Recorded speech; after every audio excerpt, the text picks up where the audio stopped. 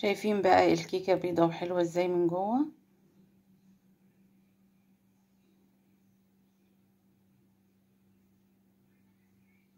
وبألف هنا. إذا عجبكم بقى الفيديو اعملوا لايك واشتركوا في القناة، والسلام عليكم ورحمة الله وبركاته.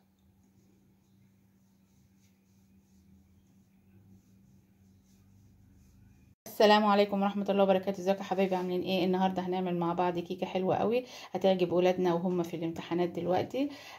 طبعا هم بيبقوا محتاجين حاجه مسكره. فاتفرجوا معايا بقى على الفيديو ده. عندنا الكيكه بتاعتنا ناعمه وهشه ان شاء الله تعجبكم. تعالوا نشوف مع بعض المقادير. عندي كوبايتين زبادي، 3 بيضات، عندي كوبايه الا ربع زيت، كوبايتين الا ربع سكر، عندي نص كوبايه ميه دافيه، وعندي بيكنج باودر، وعندي معلقه خل. طبعا الخل بيساعدها ان هي تبقى هشه معايا. طبعا في ناس كتير تقولك الكيكه بتبقى غامقه شويه، فاحنا هنعمل طريقه حلوه النهارده قوي بحيث ان الكيكه بتاعتنا تبقى كيكه بيضه كده، طالعه بيضه من جوه وهشه وحلوه. اول حاجه انا هضرب الزيت لوحده في الخلاط، ده اول خطوه عندي. هضرب الزيت لوحده وبعدين ارجع اضرب البيض مع الزبادي مع السكر مع الميه الدافيه. يبقى عندي خطوتين اتنين في الخلاط. اول حاجه هضرب الزيت لوحده وبعدين ارجع اضرب بقيه المكونات. يلا بينا. من شايفين بقى كده انا ضربت الزيت في الخلاط اداني لون ابيض حلو كده. هبدا احط بقى بقيه المكونات كلها. هحط السكر والبيض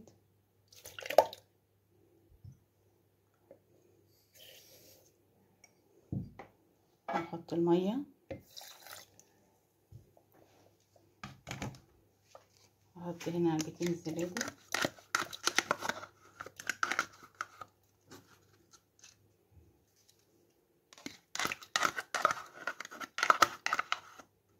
وارجع بقى اضرب مكوناتي في الخلاط تاني.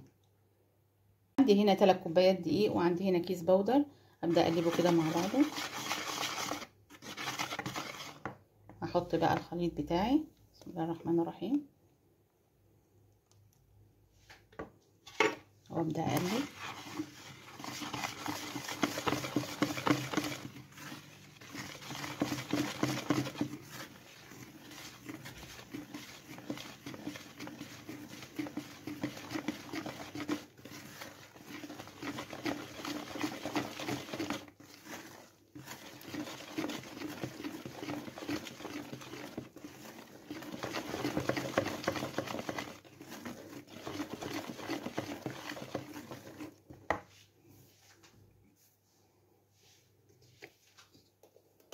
عندي هنا معلقه خل صغيره كده.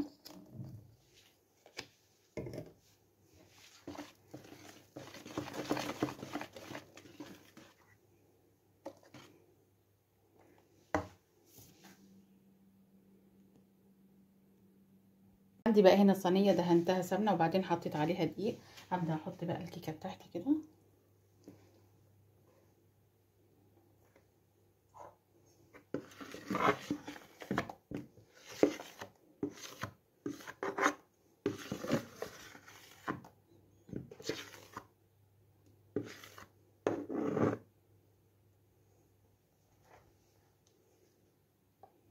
طبعا هدخلها على فرن 180 درجة ومش هفتح عليها الا بعد تلت ساعة.